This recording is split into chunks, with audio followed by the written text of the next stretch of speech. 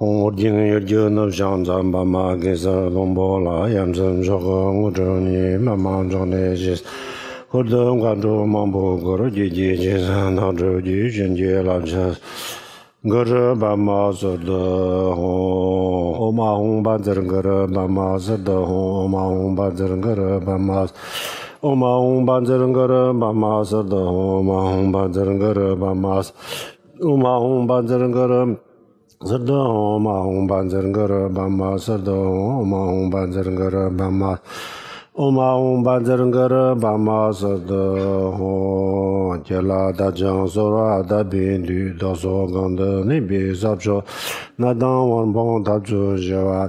就当在心别人咋的说了，中等的我们家伙了呀。想在路刚个路住这你真正你的那么大老师，今年东个真人是些年纪的个老王子，刚到这边做了马路，另外的介绍人着做个老我就到这样了，这样的，这的这种你么年老理解这种种在，马路么是另外的那个这年种着那这。多年到家在平台上有能力做解决的我，是找知道这女坚持道路门是人家忽然样懒得的，我马拉巴扎那的，我马拉巴扎那的，我马拉巴扎那的，我马拉巴扎那的，我马拉巴扎，我马拉巴扎那的，我马拉巴扎那的，我马拉巴扎那的，我马拉巴扎那的，我马拉巴扎那的，我马拉巴扎那的，我马拉巴。我马拉巴扎那的，最等接近接了我这儿的道路的门巴拉是，过当当就上了到白，路住路边那瓦街的说了，鸟街前坡做的你没讲，上的马路前坡俺家。把个人当俺咱都什么都东巴的街将拉上在路。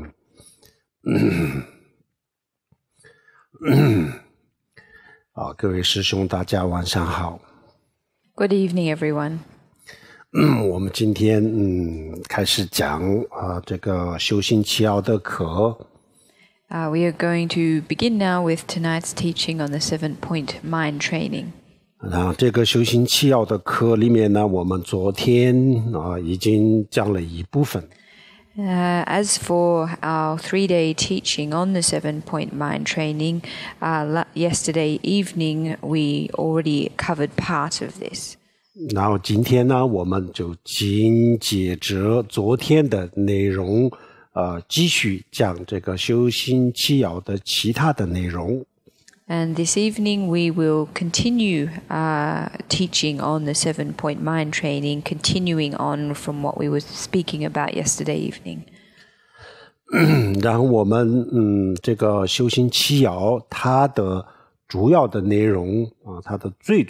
核心的内容呢就是菩提心。The fundamental contents or the main contents or subject of the 7-point mind training teaching is bodhicitta. 然后这个菩提心如果我们有了菩提心，如果有一天我们真正有了这个菩提心这样子的话，那我们确实这个在这个学佛的这个道路上确实是一个非常大的成功。If one day we are really and truly able to cultivate bodhicitta, then on the path of Buddhist practice, we really will have made a significant achievement. 那么发菩提心首先我们要学慈悲心，因为慈悲心就是菩提心的基础。In order to cultivate bodhicitta, it's important that we first cultivate compassion, the reason being that this is the foundation of bodhicitta. 那么我们今天呢就讲一讲这个慈悲心的修法和这个慈悲心的重要性。So tonight what we are going to be teaching on is the cultivation practice of bodhicitta, as well as the importance of cultivating bodhicitta. 然后这个慈悲心的这个基础我们刚才讲菩提心的基础就是慈悲心然后呢那慈悲心的基础又是什么呢？慈悲心的基础就是我们就爱所有的众生，这个就是它的基础。So in terms of bodhicitta, as we've just said, its foundation is compassion. What then is the foundation of compassion? Well, the foundation of compassion is a love for all living beings. 然后这个爱所有的众生，这个意思就是说，我们对天下所有的众生就像我们现在对自己的父母、儿女和这个亲人、朋友一样的这个对待那这叫做在佛教里面这叫做大爱。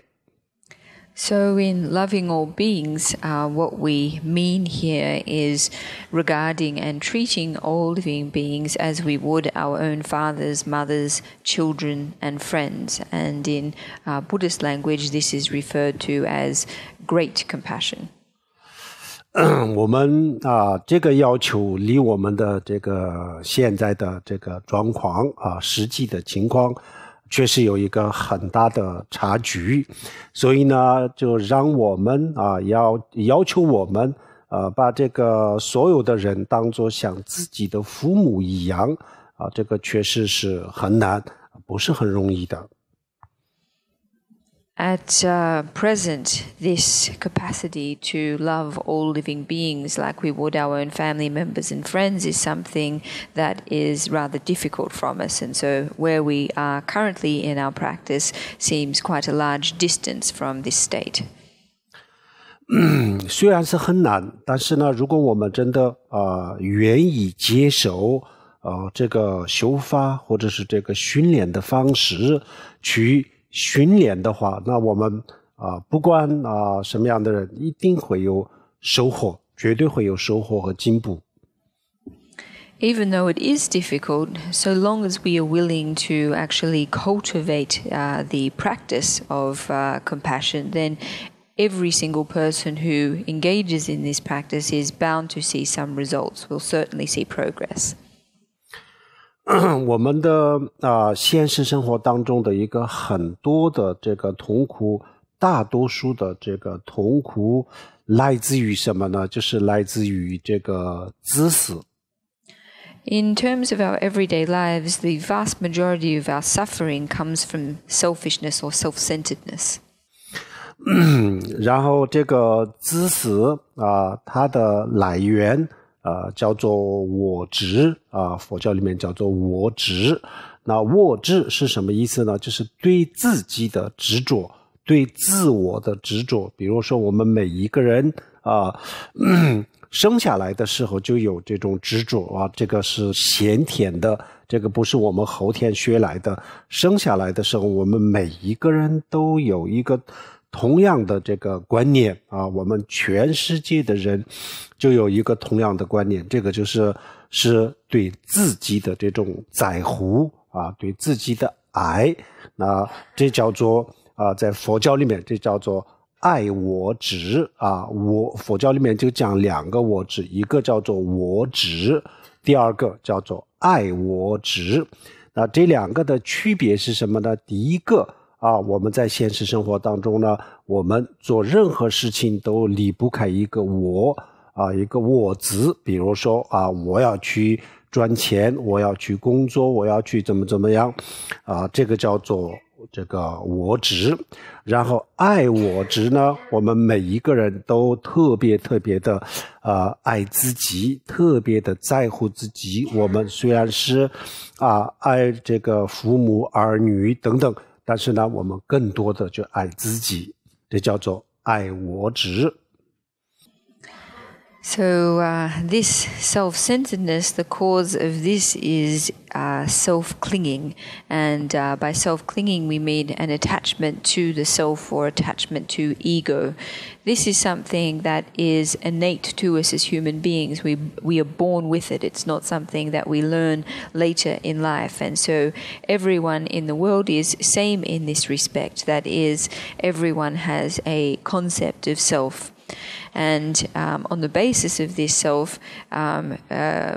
the basis of this sense of self, cherishes very much their self and cares very much about their self. And so in Buddhism, we speak of two types of clinging related to the self. The first, self or ego clinging, and the second, self-cherishing. So the first refers to this sense of I, or self, which is present throughout all of our thoughts and everyday activities. And the second is the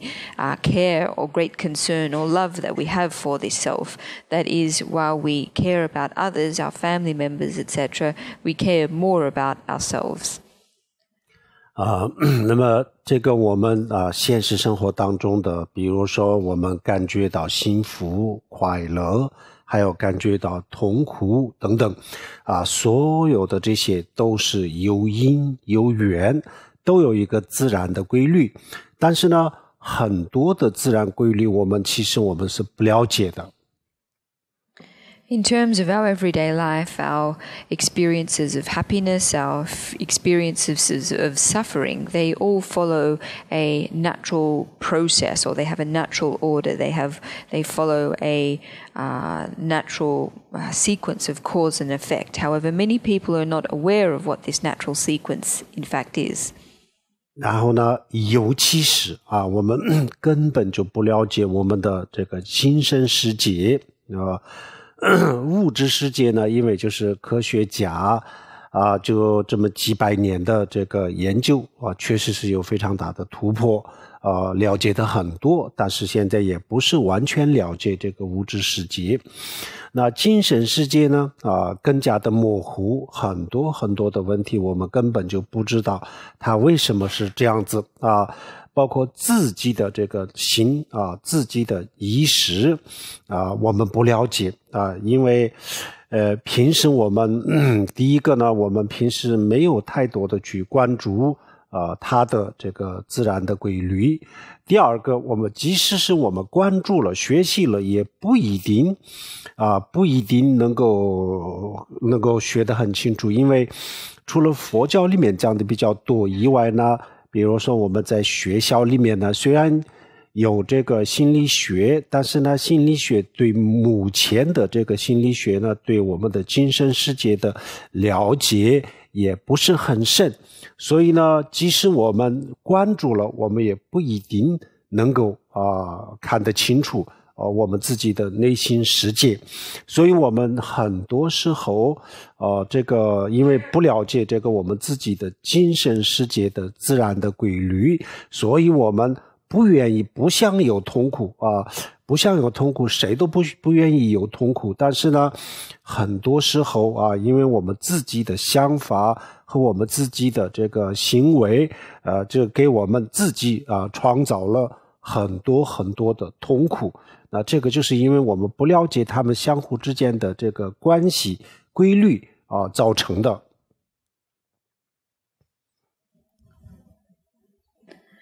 So this lack of knowledge that we have about the natural process or the natural law that underpins how suffering and happiness works in our life is in addition to a very big deficit of knowledge we have about the nature of our own minds. So while science and discoveries in science have enabled us to have a reasonably complete or a good understanding of the material world, although one that is not yet complete, our understanding of our minds, of our own consciousnesses, is something that is quite vague. It's unclear. It's not complete. We don't understand the natural state of our mind. We don't understand the nature of our mind. And even if part of a large reason for this is that we don't tend to pay attention to this question. What is the nature of our mind? This isn't a question we often tend to pay much attention to. Even for some people who do pay attention to this question, if they are primarily doing so under the rubric of psychology, for example, psychology as yet doesn't have a sufficiently deep understanding of the mind. So it isn't necessarily the case that simply questioning the nature of mind through these disciplines will yield a satisfactory answer. So we are therefore left with a situation where no one wants suffering, and yet our thoughts and our actions produce suffering. And the reason for this is that we don't understand what the cause and effect relationship, what the natural law is that underpins the relations between our thoughts, actions, and the suffering they produce. 所以我们要了解一下这个我们自己的这个内心世界的变化的这个规律，就是我们精神世界的这个变化规律要掌握这样子以后呢，我们比较比较有能力控制自己的这个情绪，在现实生活当中呢，就不会有太多的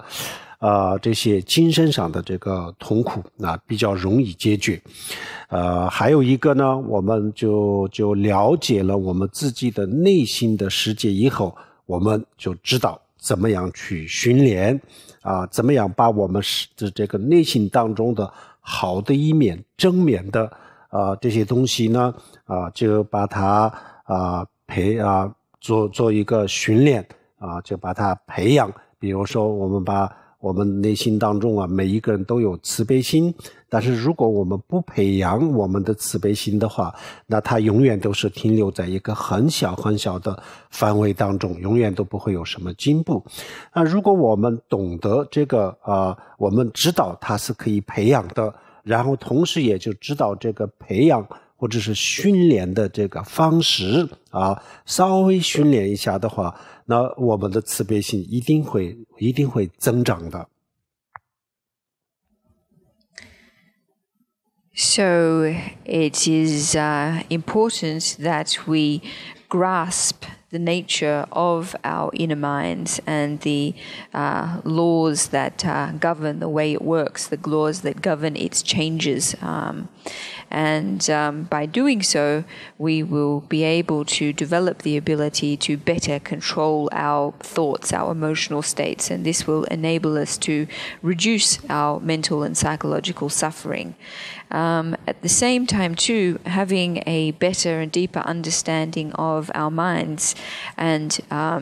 engaging in the training of our minds will enable us to further cultivate the positive aspects of our minds that already do exist. So compassion is one example. Compassion is something that every human possesses. However, if we don't proactively cultivate it, then our compassion will only remain at a relatively small level. However, if we first recognize that we are in possession of compassion, that we do have compassion, and then secondly understand that it's possible to cultivate it further, then our compassion will certainly be able to be increased. 然后大乘佛教它的要求确实是很高但是呢我们不一定完全可以达到这个大乘佛教的要求但是如果我们就是接受这个它的观念然后呢就是去学一下训练的方法然后通常稍微做一点训练这样子的话我们的这个自私的心就可以慢慢的可以降低，然后呢这个利他的心慢慢的这个增长这个我们每一个人完全可以做得到。 The level of practice that is required by the Mahayana teachings is in fact very high, the level of commitment, the level of practice, and this might not be something that we are able to reach. However, in our own practice. However, if we are in general able to accept the basic ideas and teachings of the Mahayana path and engage in some amount of training, then it is certain that our self-centered minds or our self-centeredness can be reduced and that our altruism can be increased. And this is something that every single person is potentially able to do. 然后这个慈悲心啊，慈悲心除了我们大乘佛教的这个修心啊、解脱以外啊，慈悲心对我们现代社会的价值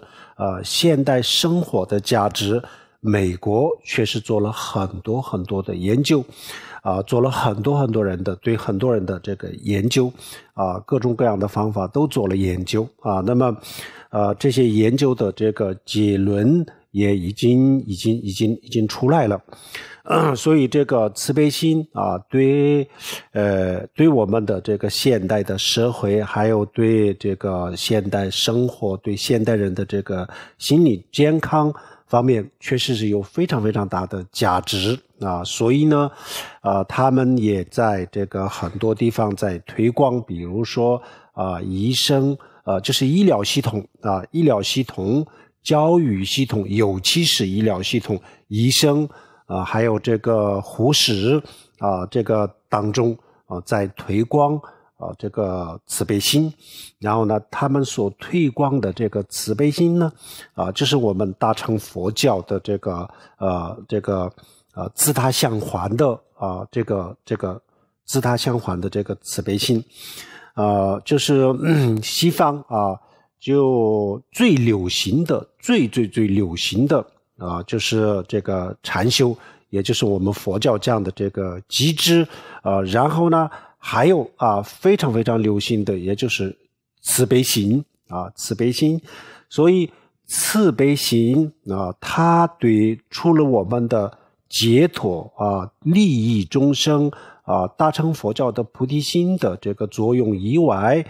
对我们的现实生活和社会的价值和作用也确实非常非常大。所以呢我们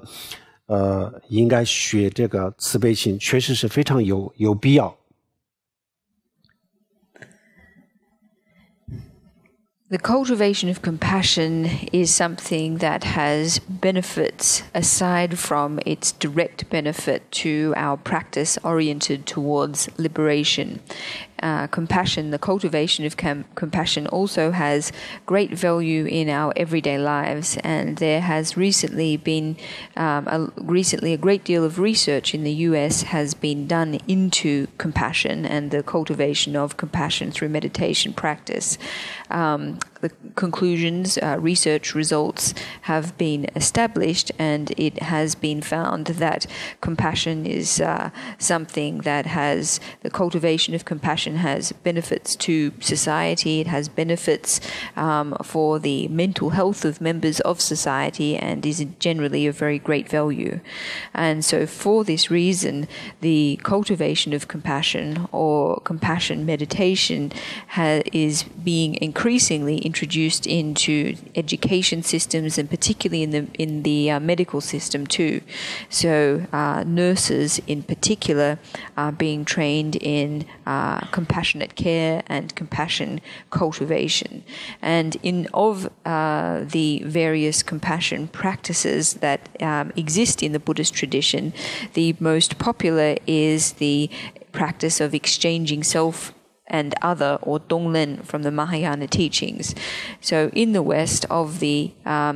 meditation methods that are very popular, the first would be shamatha meditation, and then the second would be compassion meditation. So we can see that aside from its direct relevance and benefit towards our practice oriented towards liberation, compassion and its cultivation has a great value in everyday life and has great social value. So there is a great need that we do cultivate compassion. 那么这个慈悲心的对现世的这个价值佛教里面讲了很多，尤其是大乘佛教讲了非常非常的多除了这个以外我们普通的人呢，在过去一般就是不是很清楚这个慈悲心的真正的价值。当然我们很多人觉得慈悲心好不好，大家都觉得很好，但是呢很多人不知道具体的怎么样好，慈悲心对自己有什么帮助，对别人有什么帮助，然后呢慈悲心对我们的这些各行各业的这个工作生活有什么样的这个关系，很多具体的东西呢过去一般的人都不知道的那么这样子，这个近几年当中呢，西方的科学家就介入参与这个慈悲心的这个价值的这个研究这样子以后呢，现在全世界的人都知道这个慈悲心的价值那么在西方呢，尤其是非常的这个流行的，比我们东方还流行。比如说东方的话，那我们就除了这个学佛的或者是其他的宗教也会有这个慈悲心的修法。那么他们以外呢，我们一般的人，比如说医生护士这些里面呢，几乎没有听到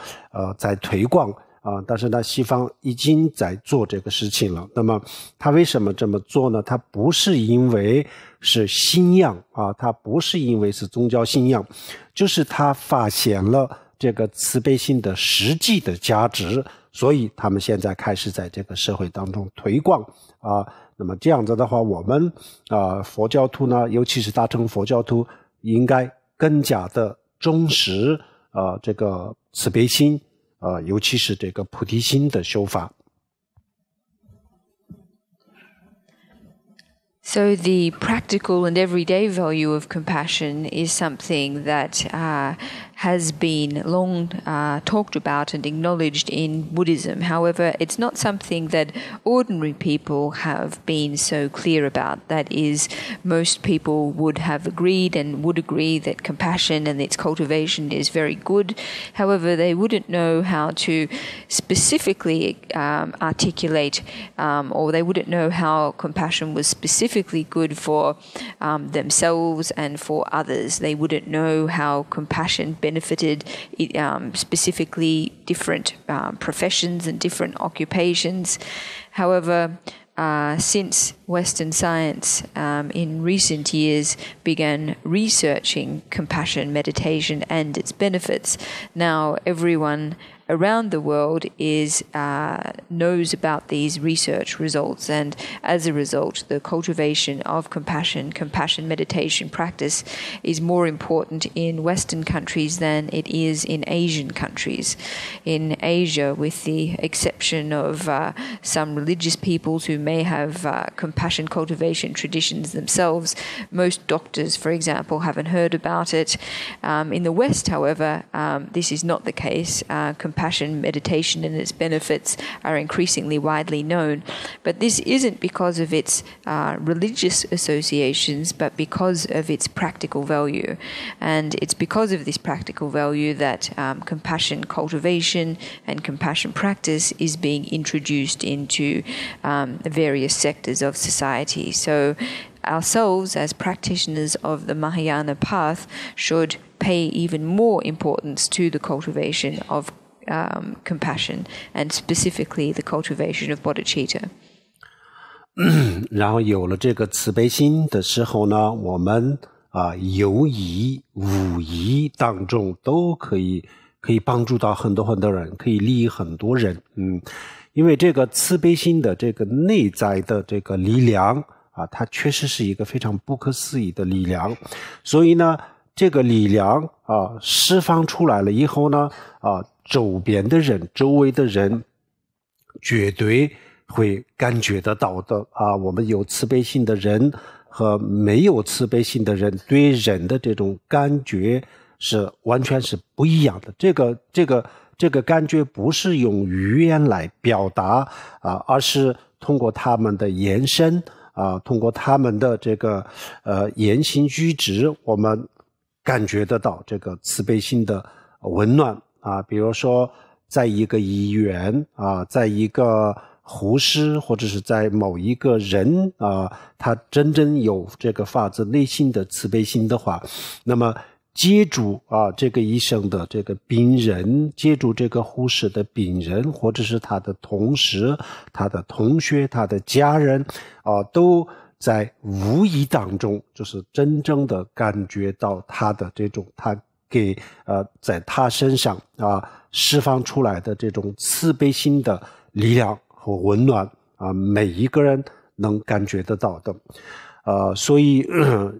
要我们要想帮助人的话，首先我们要从心开始，从内心当中开始，首先要培养慈悲心。有了慈悲心以后呢，然后再去做利他的事情否则的话，我们的所谓的这个利他全都是一个口号而已，实际上就是一个空的实际上就是没有实际的意义所以呢，我们做任何事情就是要从心开始，这样子这样子就这个事情做得更好，然后这个事情呢给别人带来的这个帮助也是实际上就是可以带来很大的帮助。所以我们第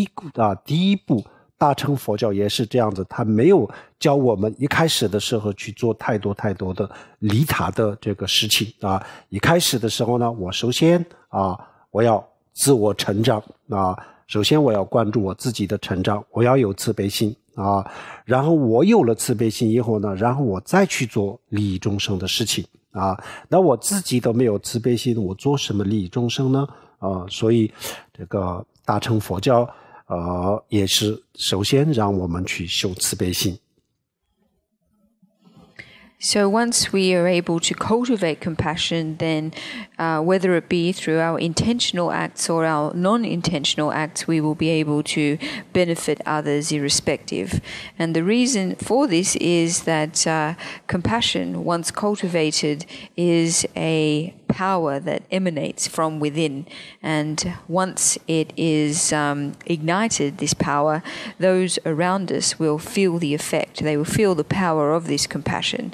There is a very different feeling being around the presence of someone who has truly cultivated compassion than being around someone who is not. And this is not something that we necessarily can gauge or know through their language, but we can know it by looking in their eyes, and we can also understand it through their speech and through their action as well. An example would be a doctor or a nurse who has cultivated strong compassion. Then anyone who would come in contact with them, whether it be a patient or a family member or a colleague, would experience the emanation of their compassion, the warmth and the power of compassion. So, in fact, if we do want to help others, if we determine that this is something that we want to do, we need to start with cultivating our own minds through cultivating compassion. If we simply start to engage in action to benefit others without having first cultivated compassion, then this really will be just a case of empty words and little substance. So it's very important that we do begin with our mind and training our mind, cultivating our mind to begin with. As a result, the action, the positive action that we engage in will have better results, and our capacity to help others will be enhanced much more. So in the Mahayana teachings, that's why we first talk about the need to attend to one's own self-development. And after one has cultivated compassion, then we go out and benefit others. The reason being that without compassion, that our action to benefit others is constrained in its ability to really help others. So cultivating compassion and working first on our minds is very important. 这个我们昨天给大家讲过一个叫做阿底峡尊者的一个故事那么阿底峡尊者呢有一次他的手生病然后呢阿底峡尊者有一位非常好的弟子叫做荣敦巴然后呢阿底峡尊者呢有一次就让他的弟子就给他弟子说我手有点不舒服你给我吹一口气然后呢荣敦巴他说因为阿底峡尊者呢是他的上师然后他就是弟子那他说我给你吹一口气肯定是没有什么作用了然后呢阿底峡尊者说有帮助的。为什么有帮助呢？因为你有菩提心因为你有菩提心所以这个菩提心的力量就你给我吹一口气一定会有帮助的那就是这个慈悲心啊，确实是这样子。比如说，没有慈悲心的人啊，同样的去做一件事情，有慈悲心和没有慈悲心的人，同样的去做一件事情啊。那么这同样一个事情，那对人对别人带来的这种温暖啊，对别人带来的这种帮助的这个程度是完全是不一样的。So yesterday I told everyone a story about the Venerable Atisha. There is another story that I'd like to tell you. There was once a moment when Atisha's hand hurt, and he had a very sore hand, and he said to his close disciple Dromdonpa, he said, "Can you blow on my hand?" And Dromdonpa said to him, being his teacher's student, of course, "What would me blowing on your hand have? How would me blowing on your hand have any benefit?" And Atisha answered, "Well, of course it would have benefit. Having cultivated bodhicitta, and with the power of bodhicitta, blowing on my hand, of course, would have effect." And compassion indeed really is like this. There is a difference between people who have cultivated strong compassion and those who have not. A person with strong compassion and one without, engaging in the same conduct or the same action, produce very different degrees of warmth and health and help and benefit in the action in terms of what they can do to benefit others. 然后慈悲心不仅仅是能够利他，而且有了慈悲心，让自己也就非常的幸福快乐那么这一点我们可能很多人没有想到，我们觉得慈悲心就是同情别人、关心别人、关怀别人，它可以做利他，但是我们很多时候没有注意到，它同时也特别让我们自己很幸福这个可能是没有注意到，但是呢，慈悲心有了慈悲心以后呢，我们这个时候我们真正的才知道什么叫做幸福。So through cultivating compassion, it's not only possible that we are thereby able to benefit others, but we are also, through cultivating compassion, able to make our own selves extremely happy. So many people think that compassion is about sympathizing or having empathy for others, caring about others, and so they understand this aspect of compassion. However, they might not be aware that the cultivation of compassion at the same time is a way to generate a strong sense of happiness for oneself. 在汉语里面快乐和幸福这两个是什么意思这两个的区别是什么？我们认为就是通过感官的刺激所获得的这个感受快乐的感受叫做快乐还不叫幸福然后呢，通过内在的这个内心的满足，然后所获得的这个感受也叫做快乐，也叫做幸福。那为什么这么讲呢？因为感官的刺激有些时候通过感官的刺激也可以给我们带来快乐但是呢，感官的刺激就不一定让我们特别的满足，特别的满意，所以这个可以叫快乐，但是呢还不叫幸福。那么真正的幸福呢，我们对人生对这个生活特别的满意对自己的工作呀，对自己的这个生命的价值生存的意义特别满意的时候呢，那么这个满意给我们带来的这种感受也叫做这个快乐，也叫做幸福但是感官的这个刺激所得到的这种感觉还不叫幸福所以我们这个当中呢，我们就发现有一个问题那么我们真正的这个幸福的时候是什么时候呢？我们每一个人都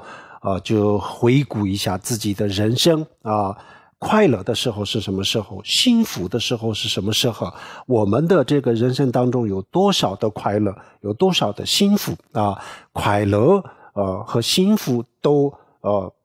不是很多，但是有。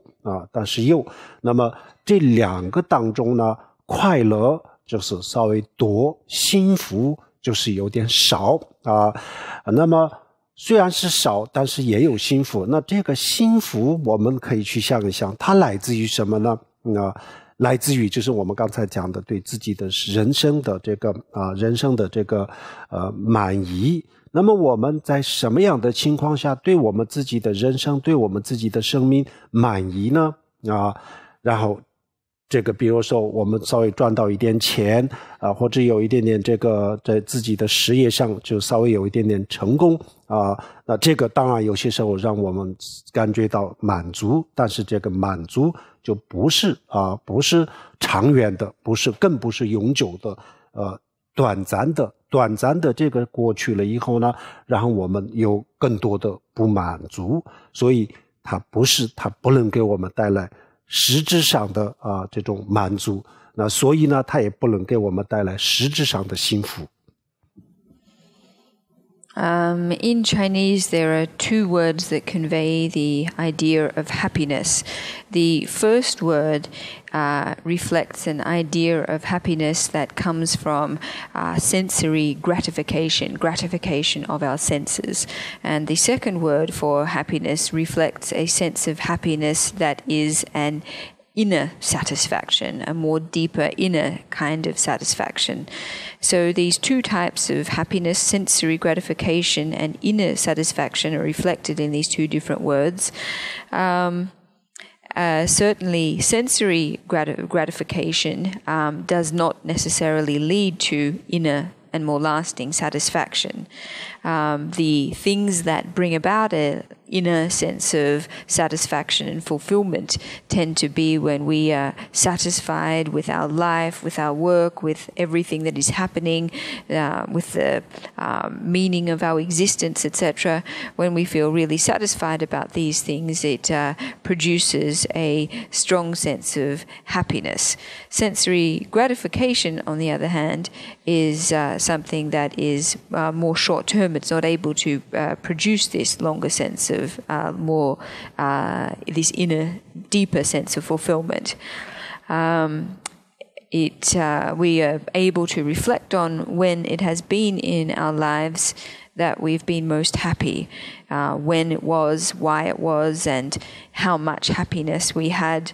It's perhaps the case that we haven't had much happiness in our life, but we've certainly had some happiness related to sensory gratification. This has probably been the majority of our happiness, but we've also had some happiness of a more inner satisfaction kind of type as well. So we need to ask, where does our sense of satisfaction in life tend to come from? Is it when we make a bit of money, or when we have some kind of success in our careers? Or whilst these things may make us feel satisfied, or at least in the short term, this feeling of satisfaction doesn't endure over the long term. It's not eternal in nature, it's passing. And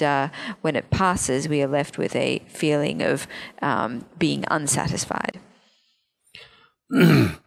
好，这样子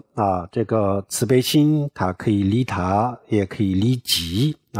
佛教里面讲自利利他自利利他这两个慈悲心都能做得到，而且做得最好。所以我们如果真的想这一生当中，如果我们想过一个既幸福又有意义的人生这样子的话，那最好的选择就是作为一个有慈悲心的人。So compassion is something that enables us to benefit both self and other. In Buddhism, we talk about the benefit of self and other. And the most effective way for doing this, benefiting self and other, is to cultivate compassion. If in this life we wish to have an existence that is both happy and meaningful, then the best choice or the best means to achieve this is through cultivating compassion. 那我们就比如说修一栋楼那首先也有一个设计图然后就是这个就根据这个图来施工那我们的人生也是一样我们也应该有一个人生的一个就未来的这个人生的一个计划那我们应该过一个什么样的人生那当然这个生活的方式等等等等肯定是有很多很多不一样，但是呢总的来说我们应该是大家的想法都是基本上都是一样第一个我们要考虑的就是我要很幸福我要很幸福这是我们的这个首要的问题了。其次的话可能很多人会考虑我要帮助人因为人总是有智慧善良，他的心底是善良的，只不过我们受了各种各样的文化教育环境的背景环境的这个影响，这样子以后呢有些时候我们的这个善良的心不是那么的这个明显但是呢每一个人都有，所以呢有可能把自己的问题解决了以后呢，我想可能多数的人呢会说然后我想我自己很幸福，然后呢我也想我能够帮助更多的人，我能够让更多的人幸福。我想可能大多数的人就会说这两句话。如果真的是这样子的话，那最好的方法是什么呢？当然我们比如说我们可以去赚钱，然后去帮助人。那当然它的前提也是有慈悲心才有这样子的想法呀。如果我有慈悲心的话，我才会考虑我要去赚钱，然后赚到的钱拿去帮助人。没有慈悲心哪能想得到这样子所以这个计划那么我们的这个人生的计划当中这个我并不是说我们的计划全部都是只是修慈悲心这个可能不可能，每个人都有生活有工作还有很多其他的，但是有一个核心的东西是不能缺乏的核心的东西呢就是我们就应该有一个这样子的这个计划我要做一个有慈悲心的人我要做一个懂得这个爱别人的一个这样子的人，我要作为一个懂得爱所有的生命，不仅仅是人，爱所有的生命如果我们的人生的计划当中有这个计划，那我们可以做到自己也能够幸福然后呢也可以让别人也幸福。 So if we build a building, we need to first start off with a blueprint or a plan and commence the construction of the building according to the plan. So similarly, in terms of our future lives, it's also necessary that we have a plan as to what kind of life it is that we want to lead ahead of us. Naturally, people will have their own different and diverse lifestyles. However, there are commonalities that we can all have in terms of our future life aspirations. Most people, the first thing that we will think about is happiness, that in our future lives we want to be happy. The second thing is that in addition to this, that we wish to help others. Everyone is essentially kind and good in their basic nature. Of course, some humans, due to the influence of their surrounding environment and culture and context, etc., their basic goodness may not be obvious. However, it does exist. This is the case. So after essentially solving our own issues, achieving our own happiness, the majority of us will also make a choice in this future lifetime to work towards making other people happy as well. Some people will decide that the way they wish to do this is by making a lot of money and using this as a means to help others. And of course, this is a compassionate decision. Without compassion as a motivation, no one would decide to undertake this kind of action. However, it's necessary that we have this plan for our lives. And of course, it's probably not possible that compassion and its cultivation is the only thing or would be the only thing in our lives. Of course, most of us have our work and our everyday lives and other things to attend to as well. However, the core thing the thing at the heart of our life plan should be the need to or the wish to cultivate our ability to love others, and as well as, in addition to loving others, loving all beings. And if we're able to do these things, then we will certainly be able to achieve happiness, not just for ourselves, but also for others. 好，慈悲心的这个价值我们讲的就差不多了。接下来呢，我们给大家介绍这个慈悲心的一个具体的训练的方法。So we've covered pretty well the value and the benefits of compassion, and I would like to now go on to introduce a method of cultivating bodhicitta through meditation practice. 首先，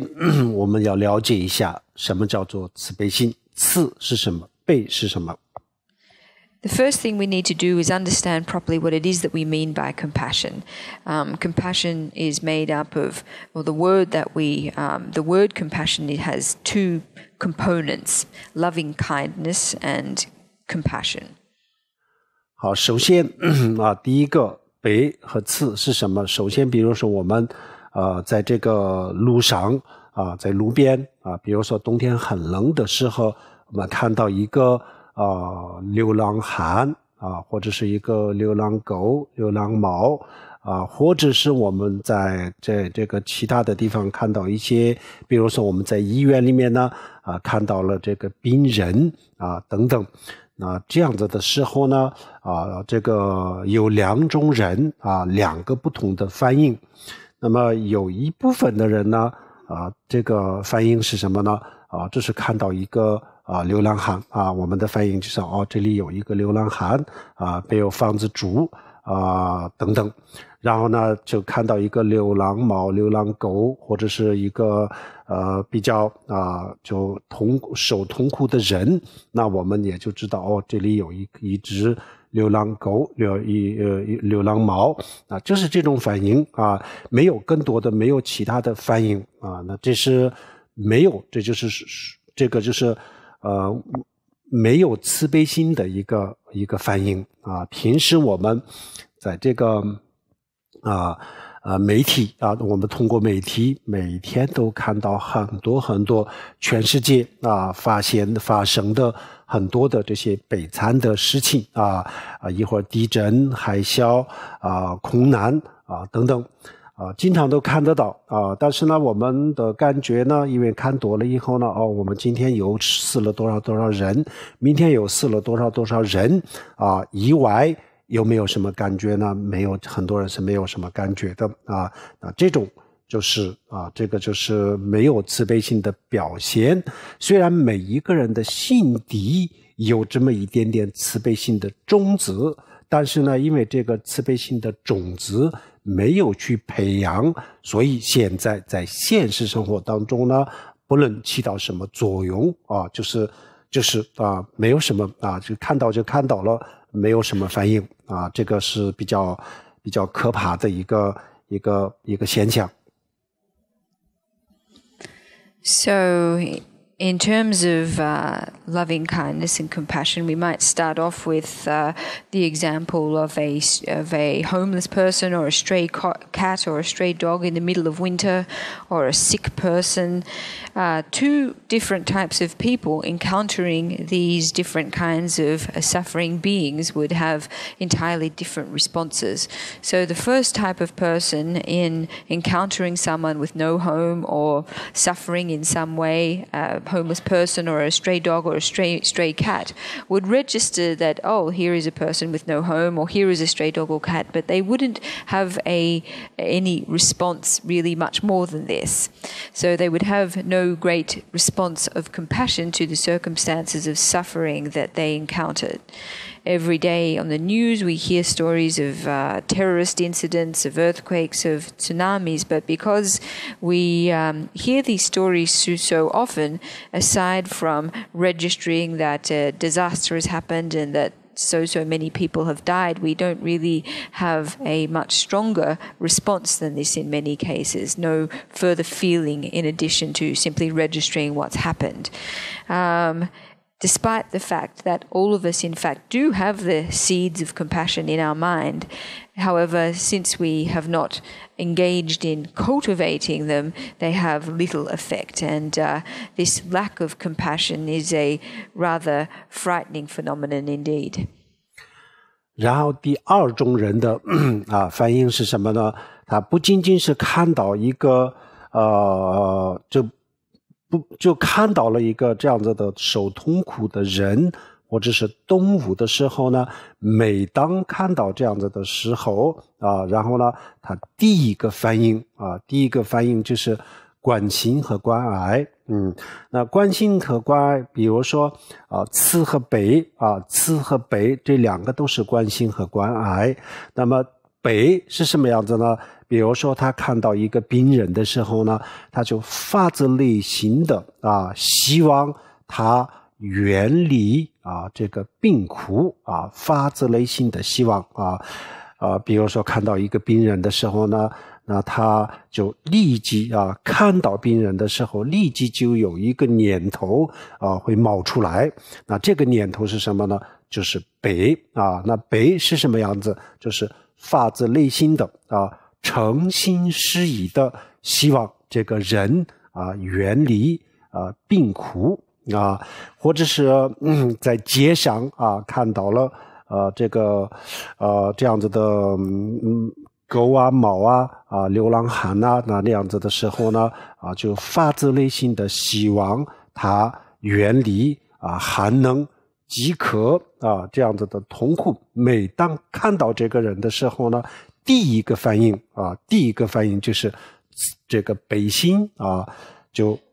不是其他的反应，第一个反应就是悲心那我们现在不是现在我们第一个反应就是说有一只流浪狗，有一只流浪猫，多数都是这种反应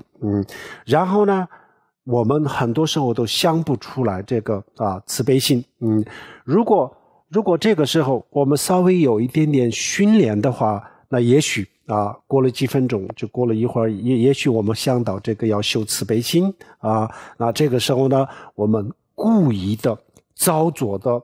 然后就是被动的去想一下希望他远离痛苦，但是这个是被动的，不是主动的那有慈悲心的时候呢，就是主动的第一个反应呢不是其他的，就是这个慈悲心就是悲这个发自内心的希望远离痛苦，这个叫做悲心。The second type of person, however, upon seeing these same suffering humans and animals, their first response would be one of care and concern. So care and concern, these responses accord with both loving kindness and compassion. So in terms of compassion, the compassion component of the notion of great compassion, an example would be upon seeing or apprehending someone who is very sick, to wish from the depths of one's heart that this person be free from sickness. And this would be the immediate and first thought that would spring to mind on seeing someone who was sick and suffering. So this hope that someone or any being be free from their suffering is what we refer to as compassion. And in respect of stray animals, this may be the wish that they be free from the suffering of cold or free from the suffering of hunger. So this immediate and first response, wishing that others be free from suffering, is compassion, but this is not how we react to situations at the moment. We tend at the moment to simply observe that other beings are in the situation they are. We register this, but we don't generate a strong response of compassion. After we have perhaps been working on cultivating our compassion for some time, then it is possible upon seeing other beings in situations of suffering that we might, after a few moments or a few minutes, compel ourselves to generate thoughts of compassion towards them. But this is not an automatic response. It's a rather contrived response. So compassion, this first thought of wishing the other be free from their suffering, is what we refer to as compassion. 那我们这个北这个叫做北，然后呢慈悲的慈是什么样子呢？当我们看到一个这样子的这个痛苦的人和动物的时候呢，然后我们就是诚心实意的希望他拥有幸福。比如说一个病人的话，诚心实意的希望他拥有健康幸福，然后呢，诚心实意的这个希望比如说流浪汉或者是其他的这个狗啊、猫啊、其他动物，我们诚心实意的希望它拥有幸福这种心态这种念头叫做慈。那慈和悲通常在佛教里面，大乘佛教里面是这样子分原理同故的这种想法，这种心愿叫做悲拥有幸福的这种心愿叫做慈。So loving kindness is when we encounter a person or an animal who is suffering, we sincerely wish that this being in question achieve happiness, obtain happiness. And in the case of a sick person, this might be the happiness of good health. In terms of stray animals and homeless people, the wish that they enjoy happiness, that they obtain happiness, is what we refer to as the wish or as loving kindness. So in the Mahayana teachings, we often make this distinction between compassion on the one hand and loving kindness on the other. So compassion is the sincere wish that others be free from suffering, and loving kindness is the sincere wish that they enjoy every happiness. 好，这个就是慈和悲慈悲。然后呢，我们那这个慈和悲，有些人就先天就比较有这个慈悲心有些人呢就先天就是这个慈悲心很差但是呢，不管他的表面上是什么样子内心深处每一个人包括动物都有的这个慈悲心的这个种子每一个人每一条生命都有这个种子。So in terms of loving kindness and compassion, there are some people who are just naturally stronger in their compassion and others who are weaker. However, regardless of how things seem on the surface, every single person in the depths of their minds, deep in their minds, possesses the seed of compassion. And this is something that is possessed not just by humans, but also by animals and other beings as well. 好，那我们每一个人都有这样子的这个种子，有这个慈悲心的种子。那因为有这样子的种子，所以我们可以培养比如说我们有这个粮食的种子，那这样子的话，我们可以去种地同样的如果没有种子那么其他的所有的条件都具备了，没办法种地同样的，如果我们的人心当中没有这样子的慈悲心的种子的话，那我们再努力再怎么样都是徒劳，都是没有用的。但是我们每一个人都有这样子的慈悲心的这个种子有慈悲心的种子。比如说我们一些大家都认为很凶残的这些猛兽那他们对他们的这个儿女我们看得出来是有慈悲心的，是有爱的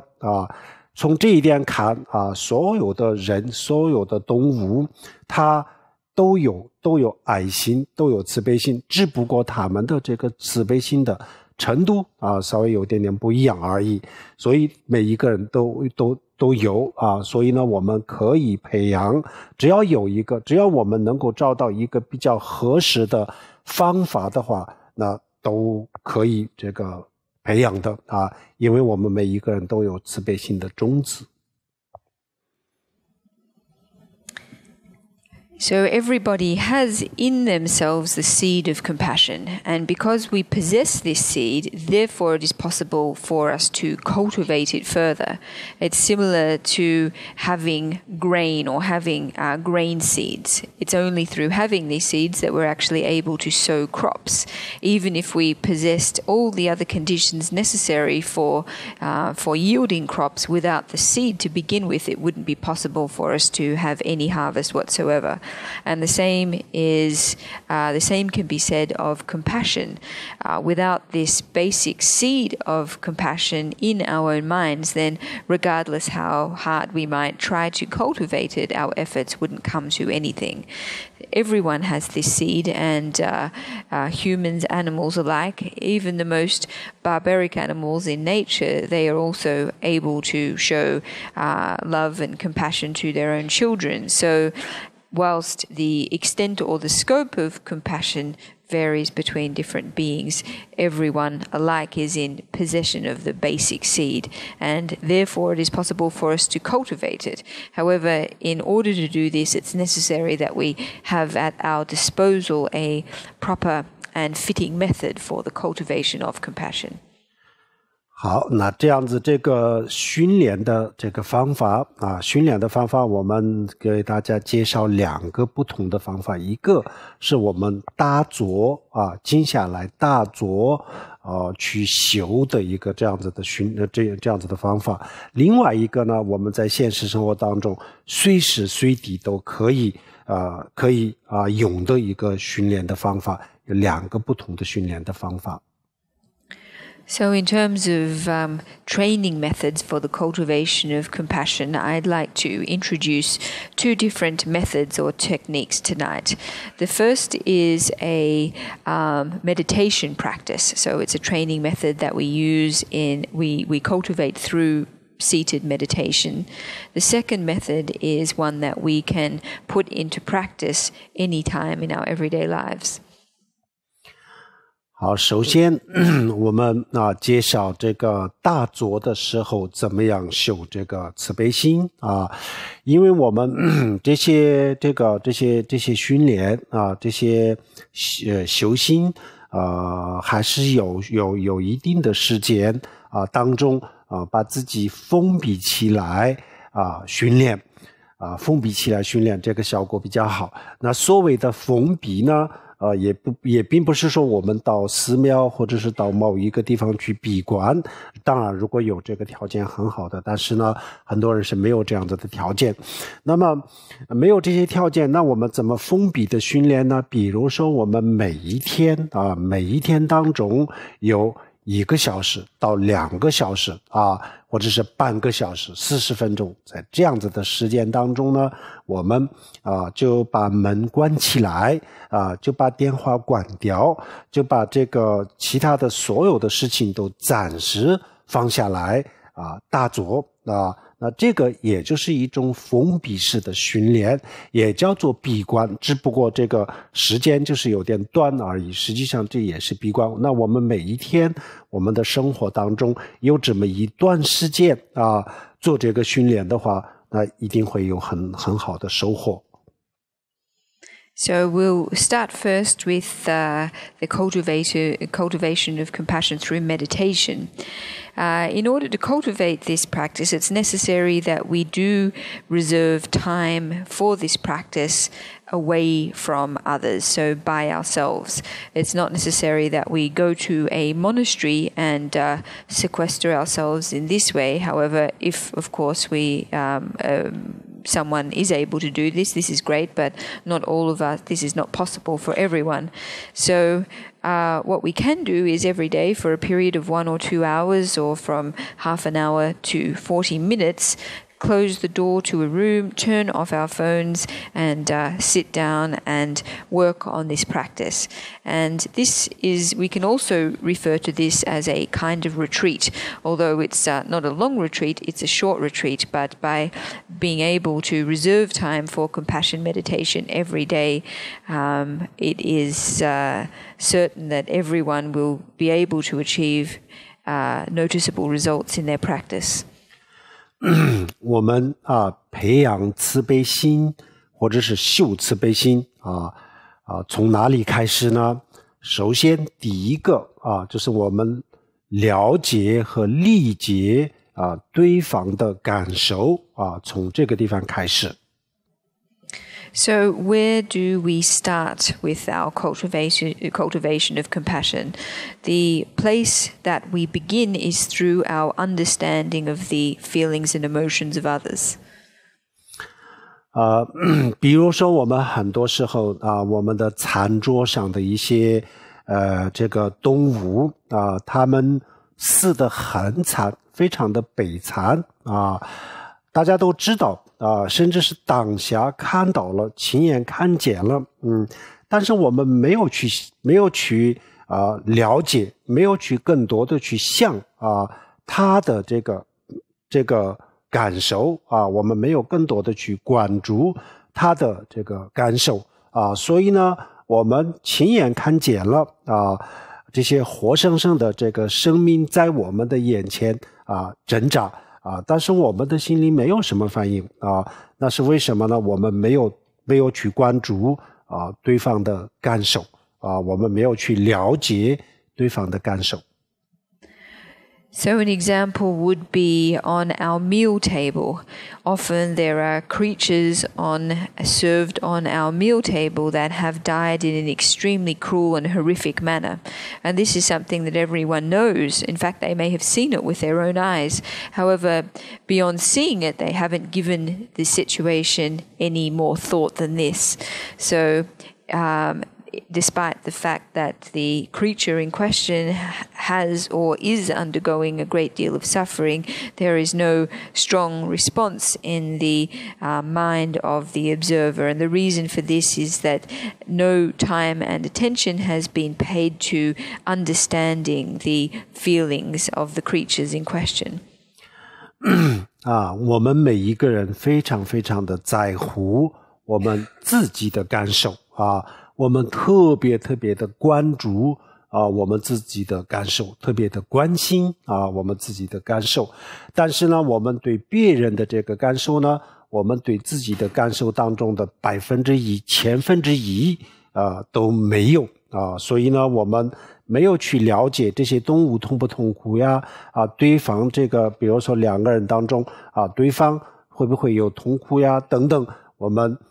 不能说完全没有去想，但是呢，很少人去想。In general, we care very much about our own feelings, but don't care so much about the feelings of others. That is to say that the concern or the care that we have for others' feelings is only 1% or 0.1% of the care that we have for our own. So, we therefore don't concern ourselves much with the suffering of other animals or the suffering of other people. 如果我们就是我们在这个餐桌上我们用30秒钟的时间去关注一下这些餐桌上的这些活生生的这个生命的这个感受，那这样子的话，那我们也就会有一个变化，肯定会有一个变化。那比如说我们平时我们不去想他有没有痛苦啊。如果我们用了1分钟30秒这样子的时间去想一想啊，我用这样子的方式去吃它，那它会有多大的痛苦，什么样的感受啊？这样子的话，我们肯定会有一个不一样的反应啊。那么我们从此以后呢，肯定会有一个这个行为上的改变。但是非常遗憾的呢，我们1分钟也没有用啊，30秒钟我们也没有用，我们从来都没有用，我们从来都没有去关注过它痛苦不痛苦，我们关注的就是我自己的这个感受。So in terms of the meal table, if even we spent just 30 seconds observing the live creatures on our table and reflecting on their feelings, their suffering at this moment, then it's certain that we would experience a change or a transformation in our own perception by considering these creatures on our meal table, thinking, how would they feel, or how do they feel with me eating and consuming them like this? Thinking about this for 30 seconds or even 1 minute would certainly lead to a change or transformation in our own attitudes, and this would also lead to a change in our behavior. However, the regrettable thing is that we don't spend even 30 seconds or 1 minute doing this. We only concern ourselves with with the feelings and with our own feelings and our own interests, and seldom pay any attention to the feelings and experiences of others. 所以我们小到这个餐桌大到这个国家的政客商人还有这个全世界最有势力的人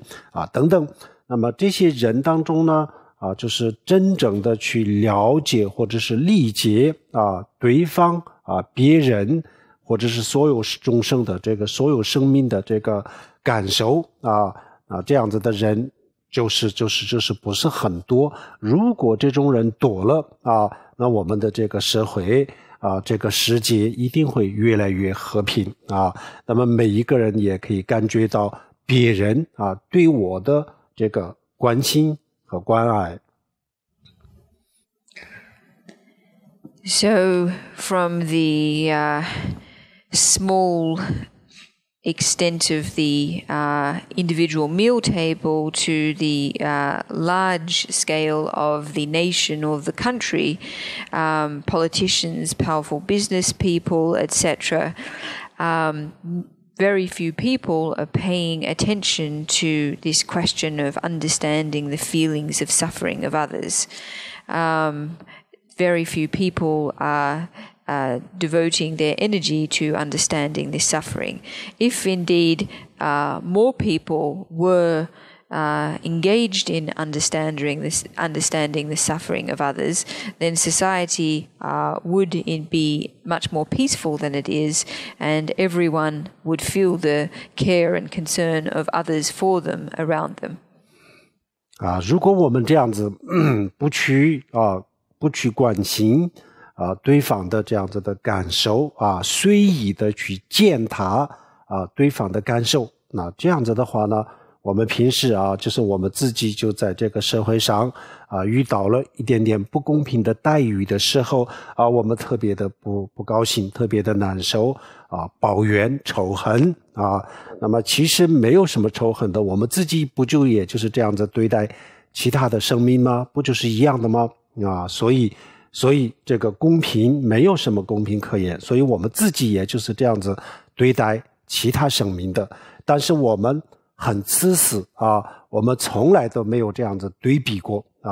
我们以为就是我们只关心我就是受到了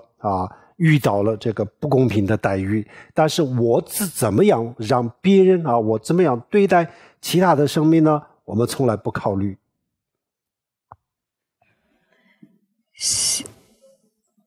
Usually when we encounter some kind of unfairness in our lives, our response is to complain about this, to feel resentful about this. We are habituated to focusing, in fact, on our own feelings and our own sense of suffering, but we seldom pay much attention to the suffering and the feelings of others. Being selfish and self-centered, we don't compare our own suffering with the suffering of others, thinking that the suffering we experience is like the suffering that we often experience, that we often inflict on others. Our habit is to only focus on ourselves. 这就是我们全世界的这个所有的不公平所有的这个痛苦悲惨的悲剧的源头这就是源头。And it's this lack of concern for the suffering of others that is the cause and the root of all unfairness and tragedy and injustice in the world. 所以我们修慈悲心的第一步就是要去了解对方的感受多了解对方的这个感受我们要多了解多关注一下其他的生命的感受。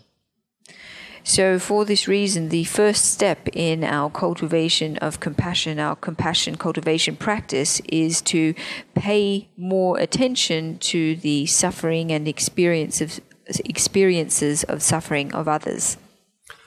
好，我们昨天有一位师兄也问到了这个我们这些佛教的这些观念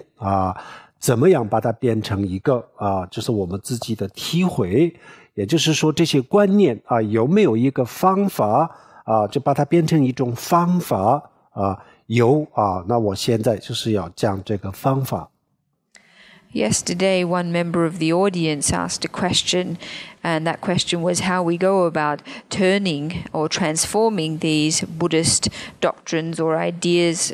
or theoretical understandings into experiential understanding. And we do have means and methods for transforming theoretical understanding to experiential understanding. And what I'd like to talk about now is how we go about transforming this theoretical understanding of compassion. 好，第一个我们要去了解对方的感受所以呢我们最好亲眼看到这个众生对方的这个痛苦，比如说我们到医院里面亲自到医院里面去看这个病人然后呢亲自就到屠宰场里面去看这些众生是怎么宰杀的全部的过程然后就到养鸡场养猪场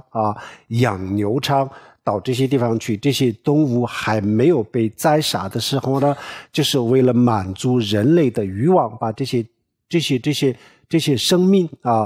就被折磨成什么样子这些全部的过程我们要去看，最好是亲自去看。So in terms of starting off with developing a deeper understanding of the suffering of others, the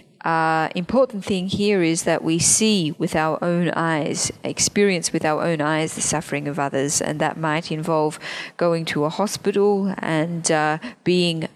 seeing the sick, seeing people who are suffering from illness, or going to a slaughterhouse and watching with our own eyes the entire process by which animals are killed. We might go to a chicken farm, a pig farm, or a cow farm, and watch the way that animals are tortured before they are killed for the sake of satisfying human desires. 因为我们年轻人就不了解衰老的痛苦儿女就不理解父母的心情不了解父母的这个痛苦，然后就是富人不了解穷人的痛苦然后有势力的就不了解弱势群体的这个痛苦然后健康的人不了解这个病人的痛苦，所以我们就不懂得不懂得关心不懂得。那为什么不了解呢？就是我们刚才讲的，我们就只关注我自己的感受，所以除了自己的感受以外呢，在我们的这种经验当中或者是我们的这种思维的这个方法这个体系当中呢，没有一个是故意的去专门的去关注别人的这个感受没有这样子的训练没有这样子的习惯，在我生活当中就没有这样子的习惯所以呢我们就不了解这个对方的痛苦，因为我们不了解对方的痛苦，我们不知道对方有多大的痛苦，所以我们也就没有希望他们远离痛苦呀，得到用这个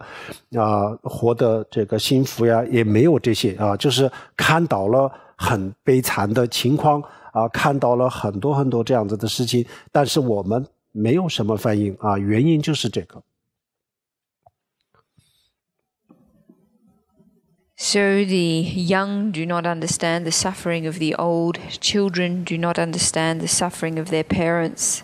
the rich do not understand the suffering of the poor, the powerful don't understand the suffering of the marginal, healthy people don't understand the suffering of the sick. In general, we don't understand the experience of others that goes beyond our own personal experience. We tend to only understand things that we have personal experience of. We are not able to imagine or understand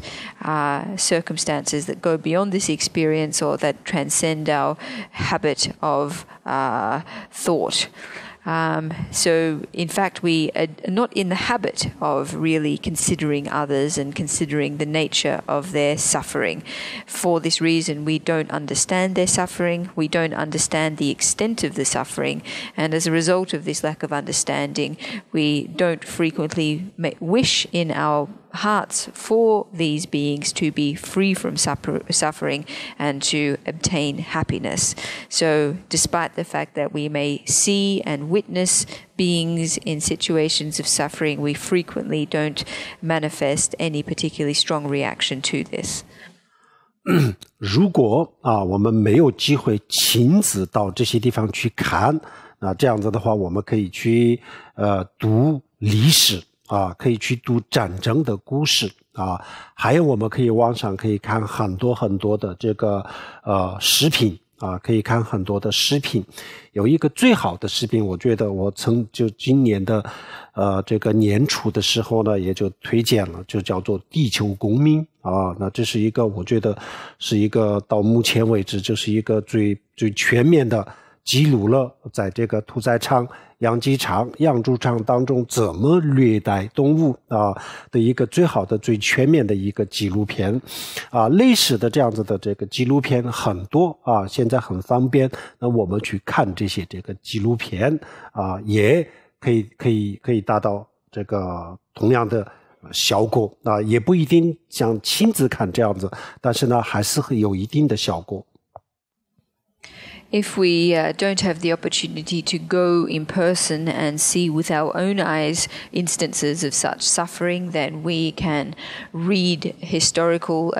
accounts, we can read stories of war, we can watch films and videos on the internet. Recently, at the beginning of this year, I saw what I regard as perhaps the most comprehensive documentary on the abuse of animals in slaughterhouses. This film is called Global Citizen.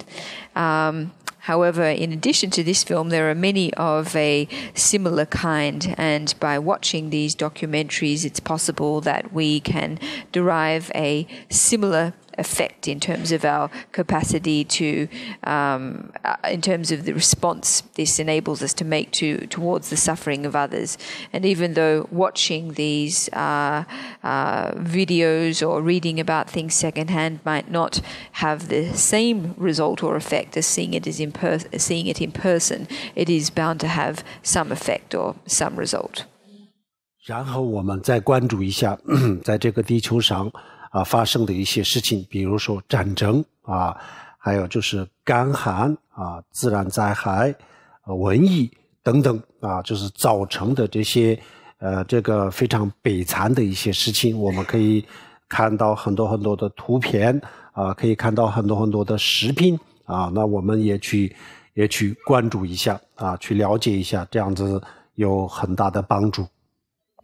So it's possible for us to see many examples,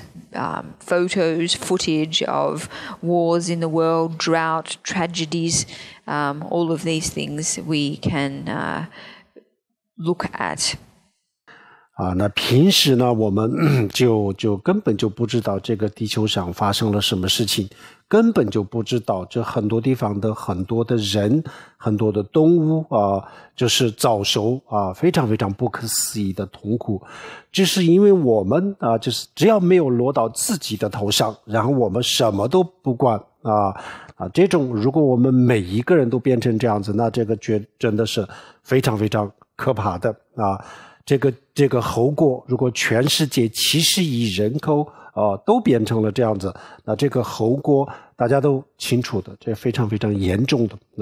所以呢，我们就对别人的这种感受不要这么漠不关心稍微关注一下，稍微了解一下这个地球上有发生了什么事情有什么样的这个人与动物之间有什么样的不公平的待遇弱势群体和这个强者之间发生了什么这个发生了什么不公平的待遇，然后历史上发生了什么，我们稍微去了解一下，不要等到落到自己的头上之前还没有落到自己头上，在别人的身上的时候，我们先去了解一下。所以这个很重要，这是第一个步骤，先了解，简单的说先去了解其他生命的痛苦，先了解，这是第一个步骤。In our ordinarily speaking, we are not aware of the great extent of suffering faced by other humans and by other animals. We don't understand that they suffer to the extent that they do. And so we often feel that so long as it isn't us who's experiencing this suffering, then there's no need for us to care particularly about the situation of others. If the whole world would like this, thinking like this, with this attitude, then this would be extremely serious. It would have extremely serious repercussions for the entire world. So indeed, we should make it our responsibility to have concern, to show concern for the situation of others. For example, the unfair treatment of animals by humans, the injustices faced by the weak at the hands of the powerful. We can also familiarize ourselves with instances of suffering and injustice in human history. We shouldn't wait until it's ourselves who is the victim of a particular instance of suffering or injustice until we decide that we want to, until we decide to think about these things. So we should start to develop our understanding of the sufferings of others. And this is the first step of our cultivation of compassion practice. 好，这是第一个步骤第二个步骤呢，然后我们去思考那思考什么呢有一种思考的方式，我们就要去想如果这个人或者是这个动物是我的父亲如果他是我的母亲那会是什么样子？要这样子去思维还有更有利的是如果是我的话那我现在怎么办比如说我是这个屠宰场里面的一头牛一头猪如果我看到这个活生生被宰杀的这些动物当中，我是其中一员的话，那我现在怎么办我反抗没有能力我逃跑没地方去逃跑就是活生生的就是只有面对这样子非常悲惨的事情那如果我是他们的话，我会是什么样子啊？要这样子，这叫做换位的思考，要这样子换位思考，这是一个方法啊。平时我们就像看电影一样，我们就看他们在受苦，这样子的话也许还是没有什么感受啊。我们看到了听到了全部知道了，但是还是没有什么感受哦，他们在痛苦啊，最多也就有一点点同情心哦，觉得很可怜啊。那除了这个以外呢，我们没有什么触动啊，这些事情触动不了我们的心啊，因为我们的心就是在这个社会当中啊，这个物欲横流，这个自私的这个社会当中，把我们的心就是培养成一个像钢铁一样的东西啊，所以呢，这些东西都没有办法啊，都没有办法影响到我们的心，所以也许就还是没有什么效果啊。那么这个时候呢，最好的方法呢，就是要换位思考啊。如果我是他啊，我会什么样子啊？如果是我的父亲啊，他如果是我的父亲啊，如果是我的母亲啊，尤其是我的儿子、我的女儿或者是我的宠物狗、我的宠物猫啊，那会是什么样子啊？这样子的话，然后呢，马上就不一样了，变得完全是不一样，一定会有很大的效果。So the second step involves us reflecting on how it would be if the being currently experiencing suffering were our own father or were our own mother, or what if the being in question were not my mother or my father, but myself? How would I feel in this situation if I were a cow or a pig in the slaughterhouse facing this these dreadful torturous conditions with no capacity to protest, no possibility of escape, simply with no choice to face the terrible means by which I would be killed? That is, this second step of our practice involves us changing a perspective, that is, adopting a different perspective and contemplating what it would be like if, in fact, it was this way. So normally when we watch movies, for example, we see things taking place, we see people suffering, but we don't feel any particularly strong response. Perhaps sometimes we feel a little bit of sympathy, we think poor them, but beyond this, the response in our minds is not a strong one. And the reason for this is that our minds, as a products of the self-centered society in which we live, are like hard and impervious metal, and nothing really has much effect on them. So it's for this reason that in the second step of this practice, we adopt a different perspective to consider what it would be like if it were not some other being in question suffering, but rather ourselves or our father, our mothers, our children, our pets, our cats, etc. And by adopting a different perspective, it is possible that we can gain very strong results in our practice. 好，这个时候我们把这些生命就是换成了自己的父母儿女或者是宠物狗，那这样子的时候呢，我们的这个触动很大然后当我们触动很大的时候呢，然后我们再进入第三个步骤第三个思维的步骤。那第三个思维的步骤是什么呢？我们要去想一想虽然这个他们不是我的父母，我的儿女，更不是我也不是我的宠物狗、宠物猫，都不是但是呢他们都是有一个共同点所有的生命都有一个共同点，比如说我父母、我儿女、我的宠物，和今天我看到的这个屠宰场里面被宰杀的这些动物都有一个共同点这个共同点是什么呢？所有的生命他们都拒绝所有大大小小的痛苦，没有在这个世界上没有一个生命愿意接受这个痛苦的大的痛苦、小的痛苦，小到很小很小。比如说我们夏天比较热的时候夏天比较热的时候呢，比如说就是遇到了一点点比如说我们夏天稍微热的时候，房间比较热的时候呢，我们开一点点这个暖气我们马上就受不了就是类似的就是一些很小的这些很小的事情，我们都会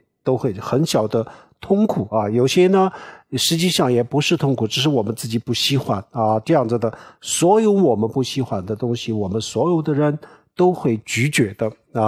那我们的父母、我们的儿女，包括我自己，还有我们的宠物，跟这个屠宰场里面的所有的众生都是一样，他们都拒绝所有的这个痛苦那从这一点讲都是一样这跟我的父母、儿女、宠物跟这个屠宰场里面的生命没有任何的区别。So after we have generated a strong empathetic response through exchanging or through adopting a different perspective to consider the suffering of other beings, we can then move on to the third stage of the practice. And this third stage entails us recognizing that the being in question is not our mother and father or our pet and is not ourselves. However, this being in question, for example, this animal in the slaughterhouse, has something in common, or has something that is exactly the same as ourselves, as well as our family members and our pets, etc. And this thing that we all have in common is a rejection of all forms of suffering. So all creatures are not willing to suffer, to take on suffering. No creatures like suffering. Even the smallest forms of suffering, such as in the midst of summer on a hot day, if someone turns on the heating in a room, we find this very difficult to bear. Of course, this is not a great suffering, it's just a small form of suffering, but this is an example that from even the smallest forms of suffering to the greatest forms of suffering, we reject them all alike. None of us wants to take them on. And this is something that we, all creatures, all beings have experience in exactly the same way, whether it be ourselves or members of our family or the animals currently facing slaughter in the slaughterhouses. 好，然后第二个这个共同点所有的众生的这个共同点是什么呢？就是希望拥有所有的幸福和快乐这一点就是不管是我父母、儿女、我自己，还有就是我的宠物，还有就是陌生人或者是陌生的这个动物，或者是屠宰场、养鸡场里面的这些生命那从这个角度来讲，大家都是一样的，所有的众生都希望自己拥有幸福，自己拥有快乐比如说夏天天热的时候，就是有一点点的凉风像这样子的这个快乐都希望拥有这一点来讲，所有的生命都是一样这个屠宰场里面的众生，或者是我们根本从来都不关心的这些生命，他们也是这样子从这一点来讲我们所有生命都是一样的。The second respect in which we are the same as all other living beings is in terms of the desire to enjoy every kind of happiness. So whether it be ourselves or our family members or our friends, our pets or strangers, strange people or strange animals or animals in the slaughterhouse, all of us exactly the same have desire or wish to enjoy happiness. And this can even be a happiness as small as a cool breeze to relieve our heat or our sense of being hot on a summer day. So this desire to enjoy happiness is the second respect in which we and all beings are exactly the same. 好，然后这样子以后呢，我们发现大家都是不希望自己有痛苦然后就希望拥有幸福这样子的时候呢，我们非常非常清楚的了解了这个问题的时候呢，然后我们要问自己那既然都是这样子，那为什么我只关心我自己？只关心我的父母只关心我的儿女、我的宠物，为什么我就不关心其他的这么多的生命就在这么无数的生命当中呢，我为什么只关心这么几个人这么几个生命其他的我都不关心，而且其他的众生，我有些时候就是为了我自己的幸福和快乐，我可以随意的去践踏破坏别人的这个幸福和快乐那这个合不合理有道理吗有道理，那这个理由是什么这样子问自己反复的去思考。So if this is the case, that we and all beings are similar, are the same, are equal in these two respects, that is, the equal in our lack of desire to suffer and equal in our desire to enjoy happiness, why is it that I myself only care about myself or only care about a few limited people? Why is it that the rest of people or the rest of beings I don't care about? And why is it that in some cases, in order to fulfill my own happiness, I am willing to tread on and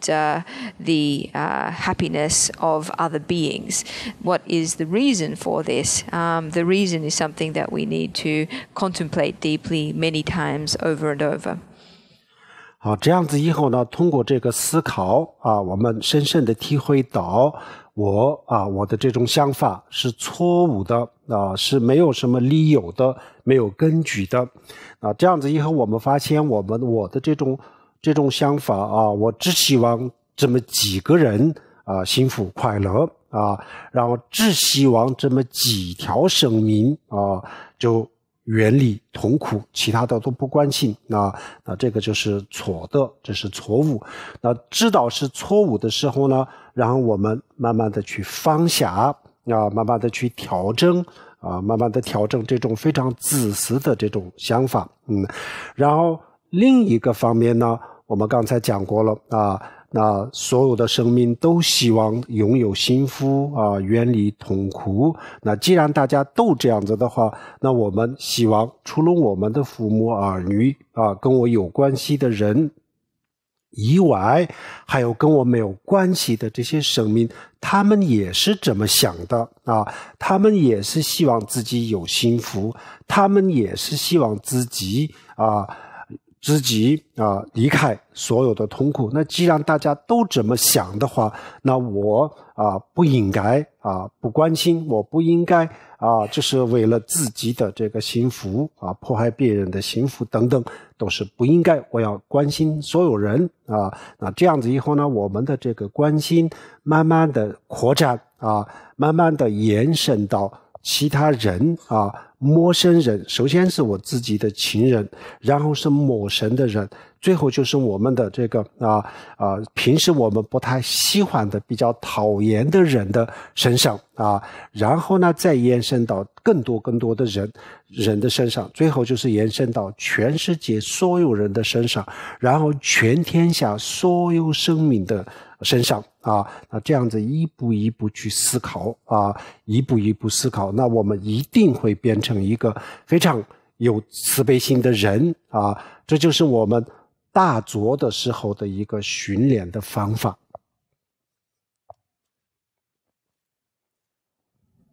So by reflecting in this way,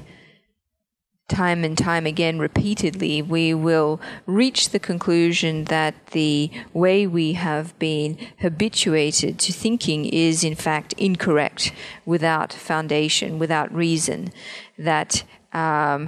in fact, our tendency to only be concerned about the happiness of a few people and to only wish that